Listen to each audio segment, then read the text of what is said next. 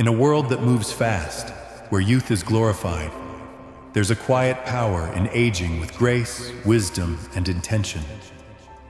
Today, we explore 13 places that are cherished by older women, not for glamour, but for meaning, guided by the timeless lens of Stoicism. Number 1. The quiet library, a sanctuary of solitude. A quiet library, not just a building with books, but a kind of sanctuary. A retreat not marked by walls or doors, but by silence. The stillness in a library is not just absence of noise, it's presence of thought. Here, time behaves differently. Clocks matter less. Conversations slow. The hustle of the world fades into the background, and what remains is focus, pure and uninterrupted. You'll often see older women here, seated by the windows or tucked away at long wooden tables. They're not always reading. Sometimes they just sit in thought, as if they've come here not to consume knowledge, but to commune with it. What draws them to these quiet aisles again and again? It's not just nostalgia nor routine. It's something deeper, a return to calm, a recentering. As Marcus Aurelius once wrote in his Meditations, "Nowhere can man find a quieter or more untroubled retreat than in his own soul." The library is a mirror of that retreat, a physical space where we practice the inner discipline of stillness. It is not only a haven for scholars, it's a refuge for anyone seeking clarity. Here, no one rushes you, no one interrupts, and that, today, is a rare kind of freedom. Number 2. Botanical gardens, lessons in patience and growth. If the library is for the mind, then the garden is for the spirit. Botanical gardens are more than green spaces. They're living philosophies. Each path winding gently, each flower blooming in its own time, reminds us. Life is not meant to be hurried.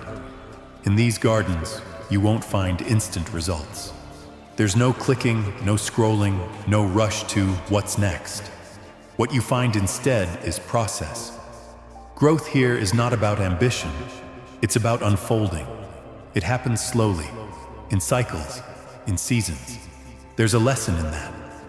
The tulip doesn't bloom all year. The oak doesn't apologize for growing slowly. The soil isn't judged for being still in winter. Yet in our lives, we often expect ourselves to be always producing, always blooming, always available.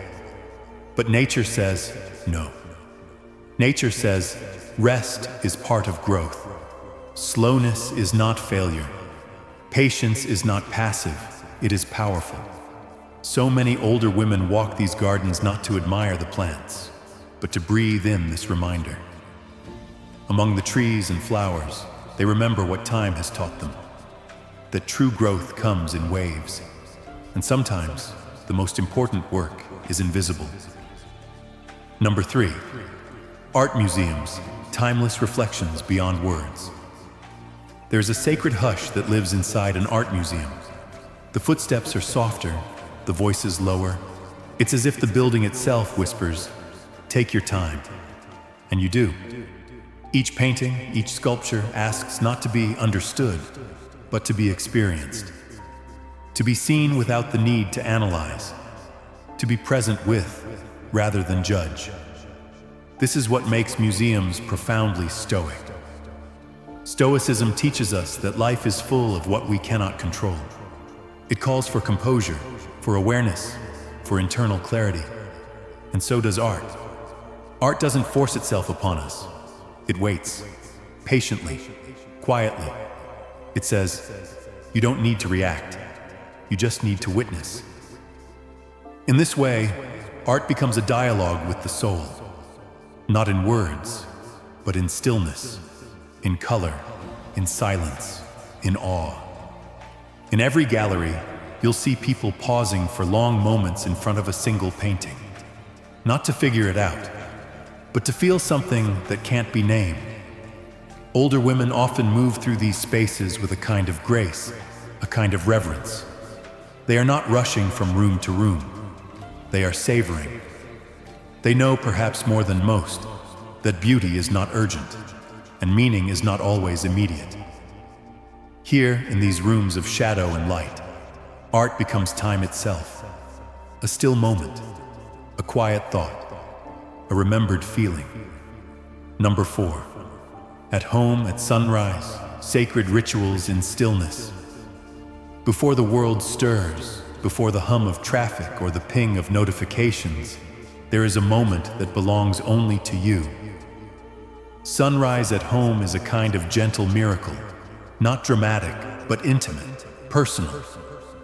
The early light falls across your kitchen table, touching the rim of a teacup, glinting softly off the page of a well-used journal.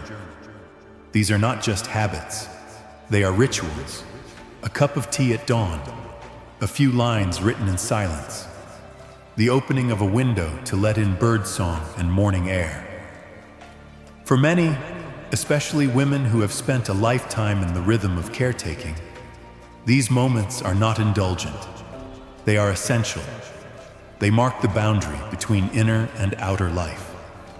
They are the quiet before the day begins to ask things of you. To live in your home, truly live in it, is not just to reside there. It is to recognize its rooms as sacred. A home is more than shelter. It's where the soul returns. It's where the small becomes holy. In these quiet hours, we're reminded, life doesn't need to be loud to be meaningful. The home at sunrise teaches us that peace isn't something we search for, it's something we practice. Number 5. Historical sites. Time as a teacher. To walk through an ancient ruin or stand in the shadow of a centuries-old monument is to feel the weight of time, softly pressing, gently reminding. These places carry stories older than any living memory, stories carved into stone, worn into the steps of temples, cathedrals, castles, etched in the quiet reverence of a preserved battlefield or abandoned village. Historical sites have a way of putting life into perspective. They whisper, everything changes, everything passes. You are not the first to love, to suffer, to wonder. And somehow, that reminder is comforting. It releases us from the illusion of permanence. It frees us from urgency. We come to understand that our pain is not unique, nor is our joy. We are part of something ancient, something ongoing. In this way, history is not cold or distant. It's a kind of companion, a gentle guide saying, be here. This moment matters, but it is not forever, and that's okay. For those who carry grief or those seeking meaning, historical places offer an unlikely balm, the perspective of time. They teach us that loss, too, becomes memory, and memory, too, becomes something beautiful. Number 6, local markets, the beauty of the everyday. Then there is the local market. Not grand, not glamorous, but full of life. The chatter of vendors, the smell of bread just baked, the colors of fruit laid out like art. There's something deeply human in these places, something joyful, something grounded. Local markets are more than just places to buy and sell. They are small festivals of ordinary life. To walk slowly through one is to reconnect with community, with slowness, with gratitude. Here, you are reminded that you don't need much to feel full. An old woman choosing herbs by smell. A man with a basket of eggs wrapped in a cloth. Children pointing at sweets with wide eyes. These are scenes that repeat across cultures, across time. And in them, we see wisdom. To live well is not to chase extravagance, but to cherish simplicity. The Stoics believed in this too, that virtue is found not in excess, but in the quiet appreciation of the everyday. And what could be more everyday than buying bread, or greeting the same familiar face every week? In these small exchanges, in these fragrant, colorful stalls, we practice presence. We remember joy. We find enough. Number 7, a walking path in nature, moving meditation. There is something ancient about walking. It's one of the first things we learn, and somehow one of the most powerful things we forget. In nature, walking becomes more than movement. It becomes meditation. The crunch of gravel beneath your shoes, the sound of wind stirring the leaves, the rhythm of your breath syncing with your steps. It is here, on a wooded trail or a winding path through tall grass, that thinking begins to soften and feeling begins to rise. There is no audience here, no pressure to be wise or clever or correct. Nature listens without judgment. It accepts your pace. It welcomes your silence. It holds your thoughts gently and lets them go. For the Stoic woman, a walk is not just for exercise, it's for clarity.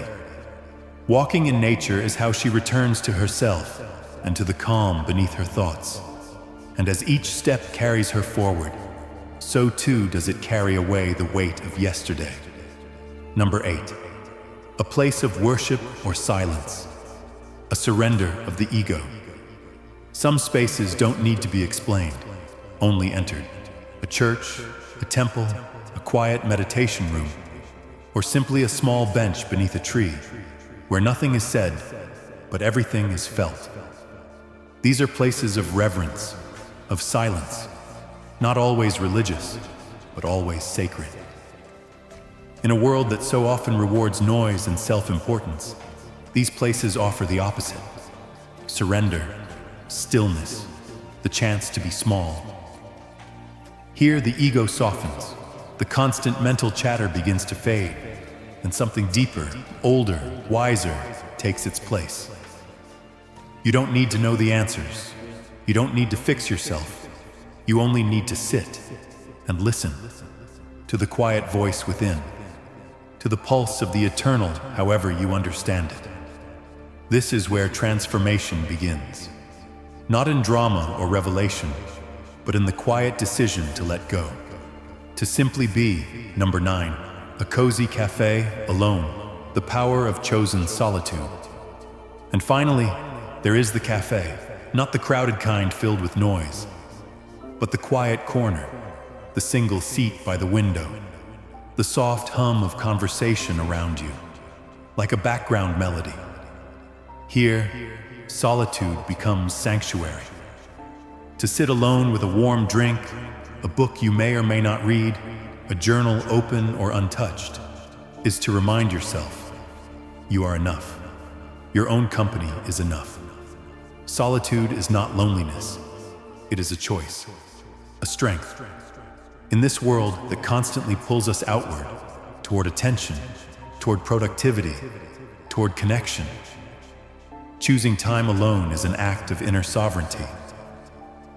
For the Stoic woman, this isn't escape, it's return. In the gentle clink of a spoon against porcelain, in the steady warmth of her hands on a cup, she remembers. Peace is not out there, it's here, and I carry it with me. The cozy cafe becomes a temple of quiet defiance, a place to breathe, to ground, to reclaim her time without apology. Number 10, bookstores with classics. Philosophy as a companion. There is a special kind of peace found in the musty air of an old bookstore. The shelves are worn, the spines are fading, but the wisdom within them remains eternal. In these spaces, classics live on.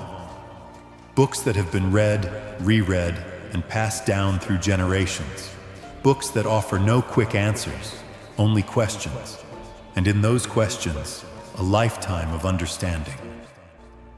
Older women often return to these books, not because they are looking for something new, but because they are searching for something timeless.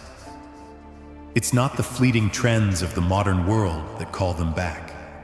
It's the quiet, steady wisdom of the ancients, the philosophers, the poets, the writers whose words have withstood the test of time.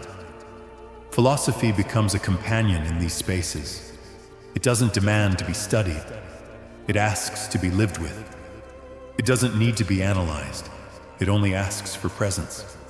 For the Stoic woman, returning to books like Meditations by Marcus Aurelius or the Enchiridion by Epictetus is not about collecting knowledge. It's about remembering the truths that shape her life. As the pages turn, she finds solace in the steady rhythm of thought. She reconnects with the wisdom that never goes out of style, because the truths found in philosophy are not dictated by time. They are eternal. Number 11. Their childhood home. Reflecting without clinging. There's a unique kind of reflection that happens when we think of our childhood home. Maybe it's a small house with creaky floors, or a grand old mansion that has seen better days. Maybe it's a kitchen that smells of cinnamon and warmth, or a garden that bloomed in the summer months. These memories are not simply of a place. They are the echoes of our beginnings, the foundation of everything we are. Yet, even as we reflect on them, even as we remember the walls that held us and the people who shaped us, we are reminded of the Stoic teaching. Remember the past, but do not cling to it. The past is a collection of moments, some joyful, some painful, but it is not ours to live in forever. It is simply ours to learn from. For the Stoic woman, the past is not something to escape. It is something to honor. But honoring the past does not mean being chained to it. Her childhood home, whether it exists still or lives only in her memory, is a part of her story. But it is not the end of her story. Stoicism teaches us to accept that life is always in motion. The seasons change. The walls we once leaned against will crumble, but we remain. We move forward. We live in the now. And so, as she reflects, she does not hold on too tightly. She lets the memories be what they are, beautiful, fleeting, and full of lessons, but she does not cling to them. Instead, she carries the lessons into the present. She lives with gratitude, but without attachment. Number 12. A community of strong women, strength shared, strength multiplied. There is something extraordinary about the bond between women who share not just friendship, but strength. In a world that often asks women to compete, to compare, and to prove their worth, there is an undeniable power in spaces where that pressure is lifted, where strength is not measured by the standards set by others, but by the quiet confidence that comes from within. When women come together, whether in small circles of friends or larger communities, they don't need to impress each other. They don't need to show off their accomplishments. They don't need to compare their journeys. Instead, they support, they encourage, they uplift. Here, strength is not a solitary pursuit. It is shared. And in sharing, it multiplies. The Stoic philosophy speaks often of virtue, of living with wisdom, courage, and temperance. But what good is wisdom if it is not shared? What good is courage if it is not used to lift others?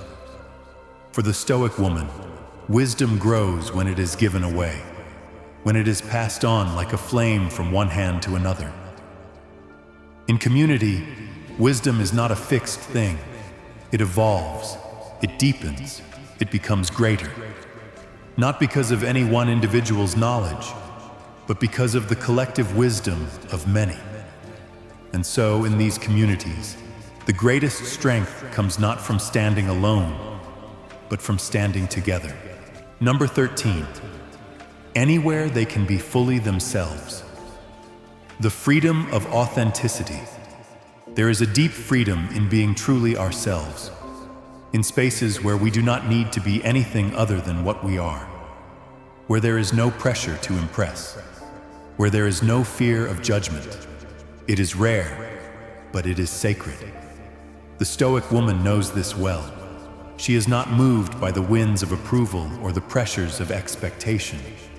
She has learned that true peace comes from accepting who she is, not who others think she should be. To be fully yourself is not about conforming to the world's ideas of perfection.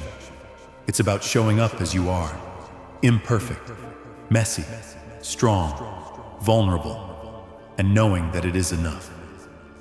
And where is this place found? Wherever authenticity lives. It's found in the quiet moments at home, where you can breathe freely without trying to meet anyone's expectations. It's found in the company of close friends who accept you, flaws and all, without the need for performance. It's found in the stillness of the morning, when no one is watching, and you can simply be. For the Stoic woman, the greatest place to be is wherever she can let go of pretense and stand in the truth of who she is. And when she does, she becomes her own source of strength, a community of strong women, a space to be fully yourself. These are the places where true strength grows.